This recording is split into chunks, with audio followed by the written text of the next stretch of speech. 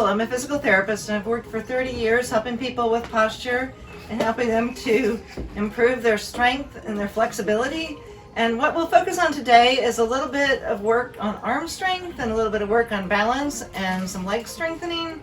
What you'll need for this video is a chair, something you can hold on to, and some light weights. If you don't have any weights in your house, just grab a couple water bottles or a couple of cans of soup.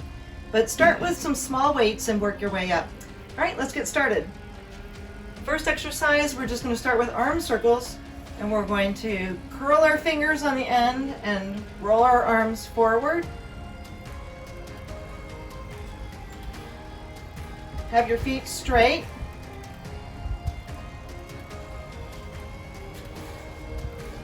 Keep your shoulder blades pinched a little bit together, and if you have your fingers curled on the end, that will allow you to stay more into your shoulder instead of into your arm. Now we're going to go backwards.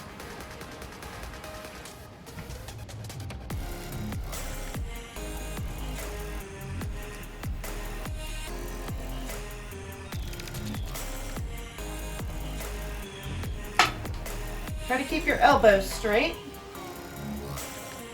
This time your palms are facing up as you roll backwards. All right, and the next exercise, we're going to take our weights, take your water bottles, or if you don't feel like you can start with weight, just use what feels comfortable to you. We're just going to start with bicep curls. I want you to think about keeping a little bit of a bend in your knees, soft knees, so they're not locked out, and then also keep your core tight.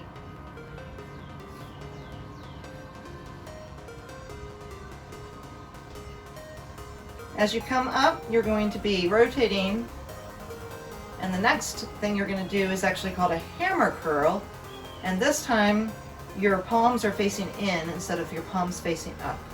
So it's still a steady contraction going up and coming down. If the speed is one that feels too slow or too fast, you can adjust for what feels comfortable to you. Keep your core tight, keep a little bit of bend in your knees.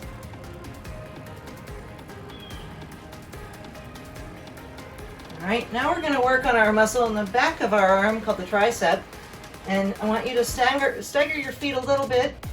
Allow your core to stay tight and you're straightening and bending from your elbow.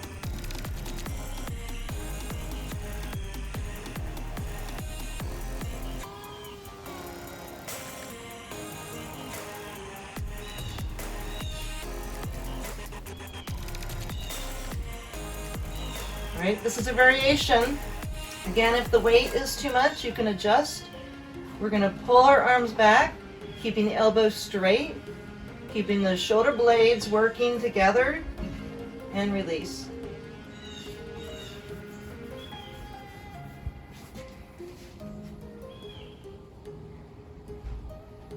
You can adjust your foot position as well if you need more balance.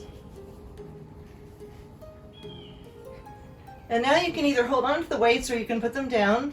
We're going to go into a little bit of a lunge position. If you feel like you need to hold on, then use some support. Hold on with one hand, and you can just sustain this position. Just holding this is really excellent work for your core and for your legs. Some people might want to add a little bit of a dip. Looks like I've got Tweety here helping me out again. All right, now we're going to switch direction. You can hold the weights or you can let them go. Try not to step on the cat.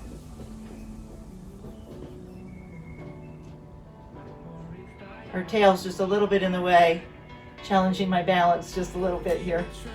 But you can do a little bit of down and up, or you can just sustain the position.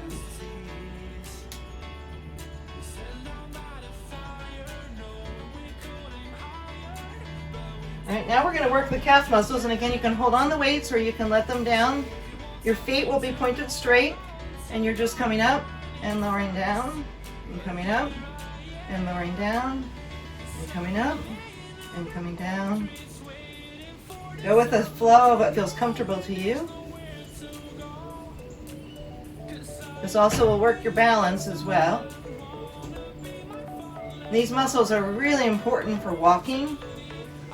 All right, the next thing we're going to do is we're going to actually use a little bit of chair support, and you're just going to use the back of the thigh muscle, your hamstring, and lift and lower.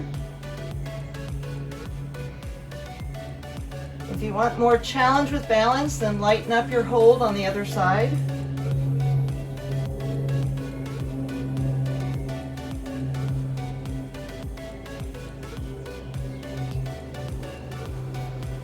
All right, now we're just going to switch sides. If you have a cat behind you, just be careful to make sure you create clearance for the cat. But you're going to bring your foot toward your buttock, keeping your core tight, keeping your body upright.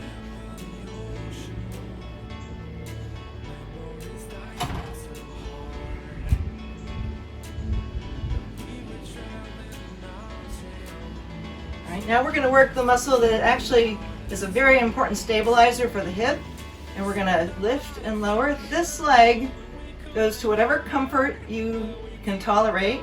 If you need to come down in between, take a rest. But your stability is on this side while you're working, and you can hold on for support.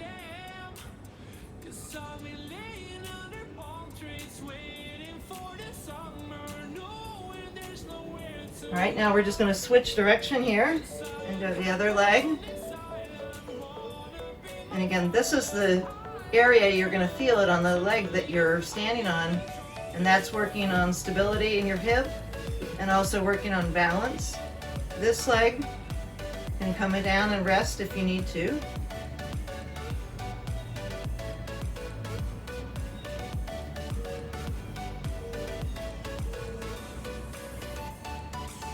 All right, now we're going to go back to our weights, and this time we're going to curl up, rotate, and push up overhead, and come back down and lower.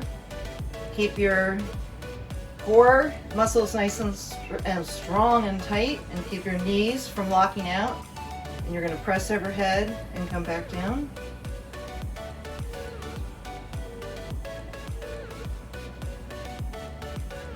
If this is too hard to press overhead, then simply just let your shoulders stay where they're comfortable. And our final one is we're just going to rotate and release our shoulders. We're going to go backwards and then we're going to go forwards. So just let your shoulders rotate all the way around the entire cycle of movement. Picture as if you have a clock on the side of your shoulder and you're going to hit every single number. All right, now we're going to go forward. And just let your whole shoulder relax and mobilize.